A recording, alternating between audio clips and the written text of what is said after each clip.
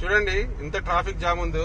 దిల్షుక్ నుంచి ముసరాంబాగ్ బ్రిడ్జ్ దగ్గర వచ్చిన తర్వాత ముసాంబాగ్ బ్రిడ్జ్ బంద్ చేసిండ్రు. ఇప్పుడు మన నీళ్లు వదిలేరు కదా, దాని నుంచి ఆ బ్రిడ్జ్ డ్యామేజ్ అయిందని అక్కడ నుంచి మనకు లెఫ్ట్ కు మలిపించి టువర్డ్స్ మళ్ళీ ఇక్కడ నుంచి గోల్నాకాకు వెళ్లే రూట్ అండి ఇది. మొత్తం జామ్ మార్నింగ్ ఈవినింగ్. మరి ఆ ముసరాంబాగ్ బ్రిడ్జ్ ఎప్పుడు చేస్తారో తెలియదు. ప్రజలకు ఇబ్బందులు.